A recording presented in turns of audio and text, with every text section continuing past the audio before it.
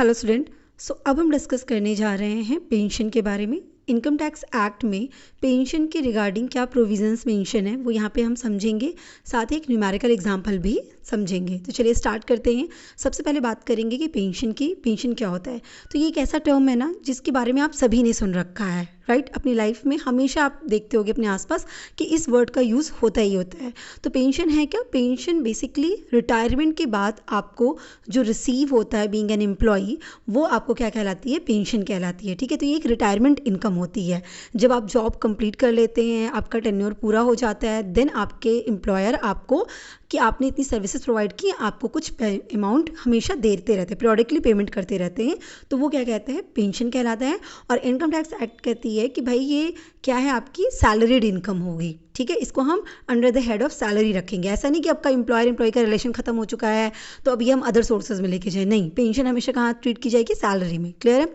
तो ये जो पेंशन होती है वो जनरली गवर्नमेंट एम्प्लॉय मतलब गवर्नमेंट के थ्रू या कोई भी कंपनी के थ्रू अपने एम्प्लॉय को पे किया जाता है। और क्यों पे किया जाता है? क्योंकि उन्होंने पास्ट में अपनी सर्विसेज उस कंपनी को या गवर्नमेंट को रेंडर की होती है, प्रोवाइड की होती है, इसीलिए रिटायरमेंट के बाद उनको बेनिफिट दिया जाता है, उनको ये अमाउंट पे किया जाता है in form of pension. So basically ये वर्ड तो ये चीज़ें जितनी बात अभी हमने यहाँ पे देखी वो हम सब जानते हैं, पर अब इनकम टैक्स एक्ट ने पेंशन को दो पार्ट में डिवाइड किया है। ठीक है, उनके अकॉर्डिंग पेंशन दो तरीके से होती है। एक तो होती है हमारी अनकम्यूटेड पेंशन और एक होती है हमारी कम्यूटेड पेंशन, राइट। तो अनकम्यूटेड पेंशन है आपकी या कम्यूटेड पेंशन है और आप किस तरह के एम्प्लॉई हैं, इसी के बेसिस पे इनकम टैक्स एक्ट आप पे चार्जेबिलिटी लगाती है या आपके पेंशन के अमाउंट को टैक्सेबल करती है। ठीक, तो एक एक करके इस बात को, इस कॉन्सेप्ट को समझते हैं। सबसे पहले हम बात करेंगे किसकी? अनकम्यूटेड पेंशन की। तो अनकम्यूटेड पेंशन का मतलब क्या हो गया कि जो आपको पीरियडिकली रिसीव हो रहा है पेंशन, जो आप जानते हो नॉर्मली कि भाई हमने जॉब खत्म कर ली, हम रिटायर हो गए, अब हम घर बैठ गए हैं और हर महीने हमको पेंशन आती है। ठीक है, तो ये क्या हो गया? पीरियडिकली रिसीव हो रहा है, हर महीने आपको थोड़ा थोड़ा रिसीव हो रहा है। तो इस तरह की पेंशन को ही अनकम्यूटेड पेंशन कहते हैं। और ये जो अनकम्यूटेड पेंशन होती है फुल्ली टैक्सेबल होती है in the hands of government employ as well as non government employ. Clear है? याद रखिएगा, अनकम्यूटेड पेंशन वो जो नॉर्मली आपको रिसीव होती है रिटायरमेंट के बाद, थोड़ा थोड़ा करके हर महीने जो रिसीव होती रहती है, रेगुलर जो आपको रिसीव होती रहती है, वो टैक्सेबल है। आप किसी भी तरह के एम्प्लॉई हों, आप गवर्नमेंट के एम्प्लॉई हों या नॉन गवर्नमेंट एम्प्लॉई हों, आपको इस वाली पेंशन वाली इनकम पे टैक्स पे करना होगा। उसको इनकम टैक्स अथॉरिटी मानती है। यहाँ तक बात समझ में आ गई? तो रेगुलर नॉर्मल पेंशन को आपको टैक्स पे करना है। ठीक, दूसरा आता है कम्यूटेड पेंशन। सारा गेम यहीं पे है, कम्यूटेड पेंशन में ही। अब पहली बात तो कम्यूटेड का मतलब क्या होता है? देखिए, कम्यूटेशन का मतलब होता है इंटरचेंज करना। कहने का मतलब क्या हुआ? जो पीरियडिक आपको पेमेंट रिसीव होने वाली थी ना, हर महीने रिटायरमेंट के बाद थोड़ा थोड़ा रिसीव होने वाली थी, अगर आप उसे एक्सचेंज करते हैं कुछ रेगुलर, मतलब जो रेगुलर पेमेंट आपको मिलने वाले थे उसको आप एक्सचेंज कर रहे हैं और आप क्या रिसीव कर रहे हैं? Lump sum amount. तो कम्यूटेड पेंशन का मतलब आप लमसम एक हैवी अमाउंट एक साथ आप कुछ पैसे इकट्ठा रिसीव करते हैं अपने एम्प्लॉयर से, कंपैरिजन टू कि हर महीने थोड़ा थोड़ा करके आप रिसीव करें, तो उसको हम कम्यूटेड पेंशन कहते हैं। यहाँ तक बात समझ में आ गई? तो क्लियरली ये कहा जा रहा है कि जो आपको फ्यूचर में थोड़ा थोड़ा करके रिसीव होने वाला था, आपने क्या बोला कि भाई मुझे कुछ पैसा एक साथ दे दीजिए। कई बार आपने सुना होगा कि पेंशन्स का कुछ हैवी अमाउंट हमें ज़रूरत पड़ी तो हमने इकट्ठा निकाल लिया या इकट्ठा ले लिया, तो दैट इज़ क्या? Commuted pension. तो जब आप पूरी पेंशन का थोड़ा अमाउंट एक साथ रिसीव करते हैं ना, तो होल सम में अमाउंट रिसीव करते हैं, उसी को हम कम्यूटेड पेंशन कहते हैं। ठीक है, अब यहाँ पे टैक्सेबिलिटी की बात करते हैं कि ये टैक्सेबल है या नॉन टैक्सेबल है। तो अब यहाँ पे क्या बोला गया कि अगर आपको लमसम अमाउंट रिसीव हुआ है इन फॉर्म ऑफ पेंशन, तो अगर आप गवर्नमेंट एम्प्लॉई हैं तो ये फुल्ली एग्जेम्प्ट है। ठीक है, इसीलिए कहते हैं कि भाई गवर्नमेंट जॉब पा जाओ तो बहुत अच्छा है, क्योंकि गवर्नमेंट एम्प्लॉय को टैक्स के साइड से तो बहुत सारे बेनिफिट मिलते हैं। ठीक, तो बोला गया कि अगर आप गवर्नमेंट एम्प्लॉई हैं और आपको अपने पेंशन का लमसम अमाउंट रिसीव किया है आपने, तो आपको उस पर टैक्स देने की ज़रूरत नहीं है, ये फुल्ली एग्जेम्प्ट है।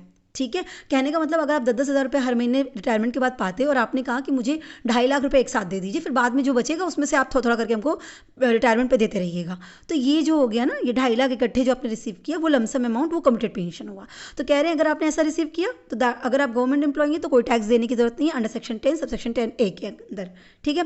पर अगर आप नॉन गवर्नमेंट एम्प्लॉई हैं तब क्या होगा, मतलब आप गवर्नमेंट एम्प्लॉई नहीं है।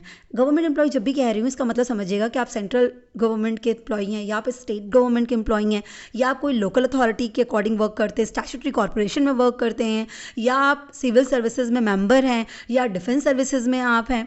और एक और इम्पॉर्टेंट चीज़, अगर आप हाई कोर्ट या सुप्रीम कोर्ट के जज हैं तो भी आपको गवर्नमेंट एम्प्लॉई की कैटेगरी में रखा गया है और ऐसी सिचुएशन में आपको मिलने वाली पेंशन एग्जेम्प्ट बताई गई है। पर अगर आप इन सब जगह पे काम नहीं करते हैं, आप किसी भी कंपनी के अंदर काम करते हैं, तो ऐसे सिचुएशन में क्या होने वाला है, तो इन्होंने बोला कि अगर नॉन गवर्नमेंट एम्प्लॉई हैं तो भाई पार्शियली एग्जेम्प्ट है। पार्शियली एग्जेम्प्ट है मतलब कुछ पोर्शन एग्जेम्प्ट किया जाएगा, रिमेनिंग पोर्शन को टैक्सेबल किया जाएगा।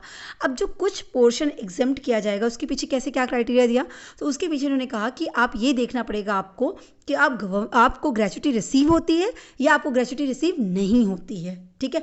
तो अगर एम्प्लॉई को ग्रेच्युटी रिसीव होती है तो कितना एग्जेम्प्ट होगा, तो बोला गया कि आप एक नॉन गवर्नमेंट एम्प्लॉई हैं और आप ग्रेच्युटी भी रिसीव कर रहे हैं, तो ऐसे सिचुएशन में जितना भी आपने कमिटेड पेंशन रिसीव किया होगा उसका 1/3 आपका एग्जेम्प्ट हो जाएगा।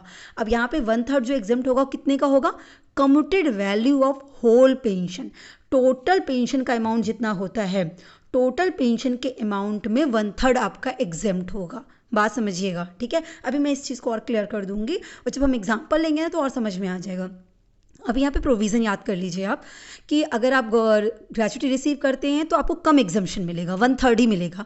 लेकिन अगर आप ग्रेच्युटी रिसीव नहीं कर रहे हैं तो फिर बोला जाता है कि भाई ग्रेच्युटी भी इस एम्प्लॉय को नहीं मिल रहा है और बेचारे को जो लमसम अमाउंट है उस पर भी ज़्यादा टैक्स ले लें तो सही नहीं पड़ता ना। तो इसलिए अगर आपको ग्रेच्युटी रिसीव नहीं हो रहा है तो एग्जम्पशन आपको ज़्यादा मिलेगा, कितना, हाफ, 50% एग्जेम्प्ट हो जाएगा, ठीक है। यहाँ तो बात याद रहेगी कि अगर ग्रेच्युटी रिसीव करते तो 1/3 और ग्रेच्युटी रिसीव नहीं करते हैं और आप नॉन गवर्नमेंट एम्प्लॉय है तो 50% की जो आपने पेंशन कमिटेड पेंशन रिसीव की होगी होल पेंशन का, वो एग्जेम्प्ट हो जाएगा, ठीक है।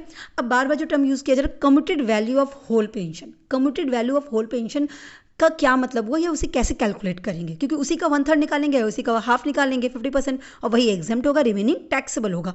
तो committed value of whole pension कैसे कैलकुलेट करते हैं, उसका फॉर्मूला क्या हो गया, पेंशन जो आपने रिसीव किया है जिसको हम बोलते हैं कमिटेड वैल्यू ना, जितना भी पोर्शन आपने पेंशन का रिसीव किया होगा उसका अमाउंट डिवाइडेड बाय वो कितना परसेंट है, ठीक है, मल्टीप्लाई बाई 100%। कहने का मतलब अगर मैंने बोला कि मैंने 4 लाख रिसीव किया है एज अ 60% ऑफ पेंशन, अपने पेंशन का 60% मैंने कमिटेड फॉर्म में लमसम अमाउंट रिसीव किया जिसकी वैल्यू होती है 4 लाख रुपीज़। तो होल पेंशन की वैल्यू कैसे निकालेंगे कि आपने 4 लाख रुपये रिसीव किया, ये 4 लाख रुपये कितना हुआ, सिर्फ 60% हुआ, तो 4 lakh divide by 60% multiply by 100%, ये सिंपली कर दीजिए 4 lakh divide by 60%, that's it, आपको होल वैल्यू निकल आएगी। अब उसी होल वैल्यू का 1/3 या हाफ करना है, ठीक है। यहाँ तक बात क्लियर हो गई। अच्छा, एक और इंपॉर्टेंट बात मैं यहाँ पे बता दूँ कि जैसे हमारे पास 2 टैक्स रिजाइम है ना, old tax regime, new tax regime, आप कौन सा फॉलो करते हैं, तो वहाँ यहाँ पे एक चीज़ ये बता दे रही हूँ कि ये जो अंडर सेक्शन 10(10)A के अंदर आपको एग्जम्पशन मिल रहा है ना, being an government employ committed pension आपका पूरा एग्जम्प्ट होगा, तो आप किसी भी तरीके का टैक्स रिजाइम फॉलो करिए, वो पुराना वाला या नया वाला, आपको ये जो एग्जम्पशन है वो मिलेगा ही मिलेगा, ठीक है। ये नहीं मैटर करता कि आपने कौन सा वाला फॉलो कर रखा है, नया वाला अडॉप्ट कर रखा है या पुराना, ठीक। यहाँ तो बात क्लियर हो गई। अब हम क्या करते हैं ना, इस पूरी चीज़ को ना, इस पूरे प्रोविज़न, ये सबसे इंपॉर्टेंट प्रोविज़न है, बस इतना ही आपको याद रखना, इसको ना इन शॉर्ट हम एक डायग्राम के फॉर्म में समझ लेते हैं। तो देखिए, पेंशन जब की बात करेंगे तो 2 तरह के पेंशन आएगा, एक कमिटेड और दूसरा अनकमिटेड। अनकमिटेड पेंशन पूरी तरीके से आपका टैक्सेबल है, कोई भी हो, गवर्नमेंट नॉन गवर्नमेंट कोई भी एम्प्लॉय है, अनकमिटेड पेंशन अगर उसे मिली है, हर महीने उसको पेंशन मिली है, तो वो टैक्सेबल करना ही करना है, ठीक है, आपको इनकम बनाना पड़ेगा। पर अगर उसने लमसम अमाउंट रिसीव किया है तो पहले देखिए कि कौन सा एम्प्लॉई है ये, वो क्या गवर्नमेंट एम्प्लॉई है या कोई अदर एम्प्लॉई है, ठीक है। अगर वो गवर्नमेंट एम्प्लॉई है तो आप एकदम से उसको एग्जम्प्ट कर दीजिए, समझ लीजिए कि जितना भी उसने कमिटेड पेंशन लमसम रिसीव किया ना, पूरा का पूरा एग्जम्प्ट है, उस पर कोई टैक्स नहीं लगाना, उसको इनकम नहीं मानना है। पर अगर वो अदर एम्प्लॉय हुआ तो आपको ये देखना पड़ेगा कि क्या वो ग्रेच्युटी रिसीव करता है या वो ग्रेच्युटी रिसीव नहीं करता है। अगर वो ग्रेच्युटी रिसीव करता है तो हम उसे एग्जम्प्ट कितना करेंगे, 1/3 करेंगे, और अगर वो ग्रेच्युटी नहीं रिसीव करता है तो हम उसे कितना एग्जाम्प्ट कर देंगे, तब ज़्यादा एग्जाम्पशन देंगे, मतलब 50% एग्जाम्प्ट कर देंगे, 1/2 एग्जाम्प्ट कर देंगे। ठीक, एग्जाम्पशन कैसे निकालेंगे, वो अमाउंट किस अमाउंट का जो 1/3 निकालना है या 50% निकालना है वो कैसे निकालेंगे, तो जितना भी आपको कम्यूटेड पेंशन आपको रिसीव हुई है अमाउंट डिवाइडेड बाई कितना परसेंट है वो, ठीक है, और मल्टीप्लाई बाई 100 कर देंगे, 100% आपका आंसर आ जाएगा। ठीक है, वो एग्जाम्प्ट हो जाएगा, रिमेनिंग जो बचेगा वो टैक्सेबल हो जाएगा। That is the provision. एक जल्दी से न्यूमेरिकल देखते हैं, उससे और क्लैरिटी आ जाएगी।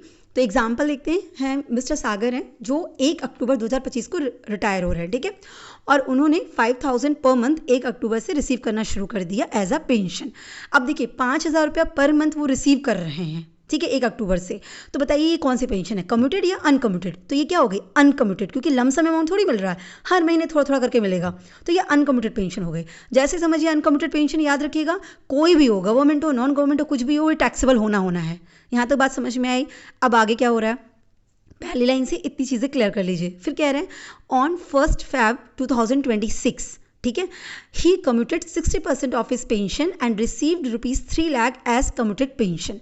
इन्होंने क्या किया, 1 फरवरी 2026 को बोला कि मुझे अपनी पेंशन का 60%, मतलब जो 3 लाख रुपए होते हैं उनको कम्यूटेड रिसीव करना, मतलब लमसम रिसीव करना, मतलब 3 लाख रुपए इकट्ठे रिसीव कर लेना है। ठीक है, 5-5 हज़ार के हिसाब से नहीं, 3 लाख रुपए उन्हें एक साथ चाहिए। ठीक है, ये जो 3 लाख रुपए वो रिसीव कर रहे हैं वही क्या कहला रहा है, कम्यूटेड पेंशन वैल्यू कहला रही है।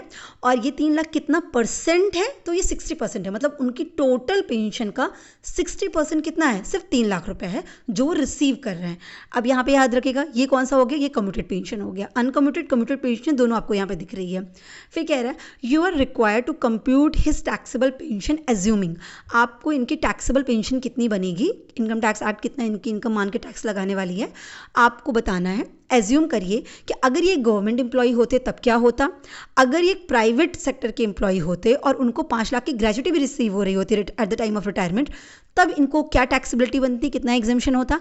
और अगर ये प्राइवेट सेक्टर के ही एम्प्लॉय होते पर इन्हें ग्रेजुटी रिसीव नहीं हो रही होती at the time of retirement, तब इनको कितना टैक्सेबल बनता, ये कितना एग्जेम्प्ट होता। क्लियर है, ये आपको बताना है।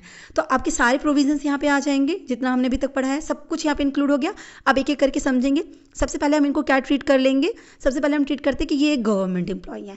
जैसे दिमाग में रखिए कि गवर्नमेंट एम्प्लॉई के बारे में क्या बोला गया था, अनकम्यूटेड तो बोला गया कि भैया टैक्सेबल करो, चाहे वो गवर्नमेंट हो नॉन गवर्नमेंट हो कोई मतलब नहीं, तो अनकम्यूटेड टैक्सेबल होगा। दूसरा, कम्यूटेड में क्या देखना था आपको कि अगर ये गवर्नमेंट एम्प्लॉई है तो इनका क्या हो जाएगा, एग्जेम्प्ट हो जाएगा। प्रोविजन याद रखिए, गवर्नमेंट एम्प्लॉई है तो कम्यूटेड जितना भी रिसीव किए पूरा का पूरा एग्जेम्प्ट होगा, कोई टैक्स उस पर लगेगा ही नहीं। यहाँ तक बात समझ में आ गई। आगे कैलकुलेट करने के बारे में सोचना ही नहीं है फिर आपको। तो पहले आप गवर्नमेंट एम्प्लॉय के केस में हम अनकम्यूटेड कैलकुलेट करते हैं कि अनकम्यूटेड पेंशन ये कितनी रिसीव कर रहे हैं। तो देखिए अक्टूबर से लेकर मार्च तक का आपका कैलकुलेशन करना पड़ेगा। फाइनेंशियल ईयर चलता है ना, अप्रैल टू मार्च, तो कहानी अक्टूबर से शुरू हुई है, तो अक्टूबर से मार्च तक की ही इनकी पेंशन हमें अमाउंट कैलकुलेट करना पड़ेगा। ठीक है, अब अक्टूबर से मार्च में एक बात याद रखिएगा कि 1 फरवरी से ही इन्होंने 60% एक साथ विड्रॉ कर लिया था। तो जब 60% विड्रॉ कर लिया था एक साथ, तो जितना बचा होगा उतना ही तो इनको पेंशन हर महीने आता होगा। तो मतलब अगर 100 था, पूरा पेंशन था, तब उनको 5000 रुपये मिलते थे। अब जब सिर्फ 40% बचेगा तो क्या तब भी 5000 रुपये पर महीने मिलेंगे? नहीं, तब उनको क्या हो जाएगा, उस 5000 में का सिर्फ 40% ही मिलेगा, है ना, ये बात याद रखिएगा। तो हम कैसे कैलकुलेट करेंगे इसको, हम 4 महीने तक तो 5000 रुपये रिसीव करते हैं, मतलब अक्टूबर, नवंबर, दिसंबर एंड जनवरी, ये 4 महीना उनको 5000 रुपये की पेंशन रिसीव हो रही थी। क्लियर है यहाँ तक बात। तो 5000 मल्टीप्लाई बाई 4 हम कर देंगे तो हमारा 20,000 रुपीज़ आ गया। ये तो पूरा है। अब फरवरी और मार्च, फरवरी से इन्होंने 60% विड्रॉ कर लिया अपनी पेंशन का, तो बचा 40%। तो जो इनको हर महीने ही पेंशन रिसीव होती थी ना, अब उसका सिर्फ 40% इनको रिसीव होगा। मतलब 5000 रुपया वो पूरा रिसीव करते थे, अब सिर्फ 40% बचा, तो 5000 का 40% ही इनको पेंशन के रूप में आगे के महीने से मिलना शुरू होगा। मतलब अब फरवरी, मार्च, अप्रैल, मई, जून, अब बाकी रिमेनिंग लाइफ उनको जो भी पेंशन रिसीव होगी वो 5000 का 40% जो हम निकालेंगे सिर्फ उतनी ही रिसीव होगी। यहाँ तक बात समझ में आ रही है? ठीक, तो टोटल वैल्यू हमारी कितनी आ गई, 24,000। 4,000 हमारा ये आ गया और 20,000 हमारा 4 महीने की आ गई। तो 24,000 हमारा अनकम्यूटेड पेंशन इनको रिसीव हुआ। ठीक, ये तो टैक्सेबल होगा, ये तो कंफर्म है। अनकम्यूटेड तो फुल्ली टैक्सेबल है, कोई भी हो तुम। अब बात करेंगे कम्यूटेड पेंशन की। कम्यूटेड पेंशन कितना रिसीव करते हैं? 3 लाख रुपीस। और एग्जेम्पशन अगर 10 अंडर सेक्शन 10A की बात करें तो बोला गया कि भाई गवर्नमेंट एम्प्लॉय तो पूरा का पूरा एग्जेम्प्ट होगा, तो 3 लाख तो 3 लाख पूरा एग्जेम्प्ट। तो कम्यूटेड पेंशन का तो कोई भी इनकम टैक्सेबल नहीं होगा, अनकम्यूटेड का 24,000 टैक्सेबल होगा। तो इनकी टैक्सेबल पेंशन कितनी बन जाएगी?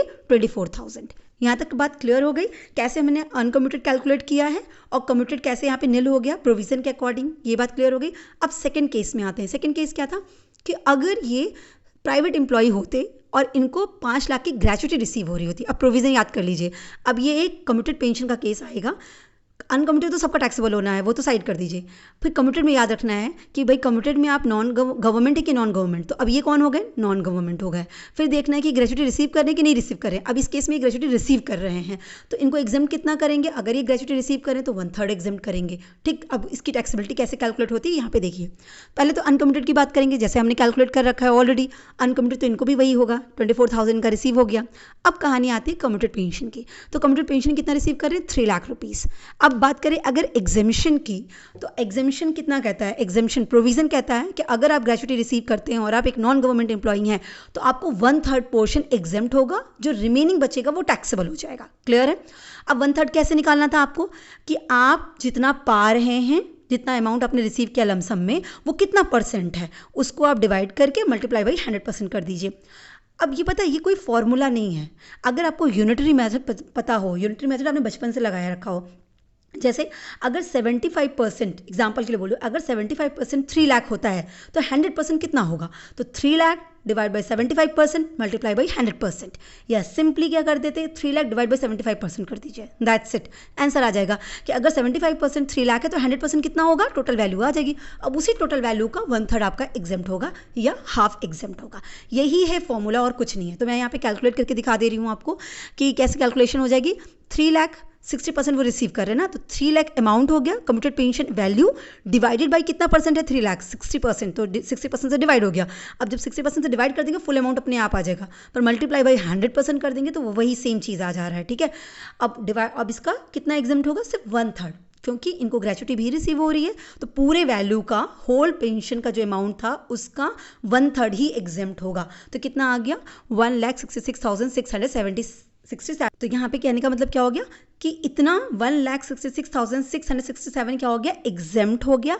जो रिमेनिंग बचा 3 लाख में से इतना तो एग्जेम्प्ट हुआ, अब जो रिमेनिंग बचा वो टैक्सेबल होगा। एक साथ उन्होंने 3 लाख रुपए रिसीव किया था, अब 3 लाख में से इतना 1,66,000 वाला हम एग्जेम्प्ट करेंगे और 1,33,333 को हम टैक्सेबल करेंगे। तो टोटल इस वक्त उनको कितना इनकम मानी जाएगी? पेंशन उनकी जितनी रिसीव हुई है उसका कितना टैक्सेबल किया जाएगा? तो 24,000 अनकम्यूटेड का माना जाएगा और जो कम्यूटेड रिसीव किए हैं उसको, उसका टैक्सेबल वैल्यू निकाल के टोटल प्लस कर दिया। जितना कितना आ गया? 1,57,333। आई होप आपको क्लियर हुआ होगा कि कैसे निकाला है। ठीक, अब थर्ड सिनेरियो भी देख लेते हैं कि अगर वो प्राइवेट एम्प्लॉई हों और वो ग्रेच्युटी रिसीव नहीं करते हैं, ठीक, तब कैसे होगा? सेम, पहले तो अनकम्यूटेड कैलकुलेट कर लीजिए। अनकम्यूटेड आपको पता है कितना आएगा। ठीक, नेक्स्ट क्या करेंगे? कम्यूटेड कैलकुलेट करेंगे। कम्यूटेड वैल्यू कितनी रिसीव करिए? 3 लाख। 3 लाख में से कितना टैक्सेबल करता है, कितना एग्जेम्प्ट करना है, यही कैलकुलेट करना है। तो एग्जेम्पशन कितनी आएगी भाई? अगर ये ग्रेच्युटी रिसीव नहीं करे तो इनको ज़्यादा एग्जेम्पशन दीजिए, मतलब 50% एग्जेम्प्ट कर दीजिए, तो सीधा सीधा हो जाएगा आपका। अब ऐसे नहीं करेंगे 3 लाख का 50% निकाल देंगे, नहीं नहीं नहीं, 3 लाख का 50% नहीं निकालना है, टोटल पेंशन वैल्यू का 50% निकलेगा। बात समझ में आ रही है? तो हम कैसे करेंगे कि जो ये 3 लाख रिसीव कर रहे हैं वो 60% था, तो 3 लाख डिवाइड बाई 60% करिए, होल वैल्यू आ जाएगी। होल वैल्यू का 50% कर दीजिए। 3 lakh divide by 60% multiply by 100% कर दिया और जो टोटल वैल्यू आई उसका 1/2 कर दिया, तो 2.5 लाख एग्जाम्प्ट हो जाएगा। जो रिमेनिंग 50,000 बचा वो टैक्सेबल होगा। तो 24,000 प्लस 50,000 मतलब 74,000 इनका टैक्सेबल हो जाएगा। तो यहाँ पे इस तरीके से हम पूरी प्रोविजंस को इम्प्लीमेंट करते हैं। ठीक है, आई होप आपको क्लियर होगा। Wish you all the best. Thank you so much.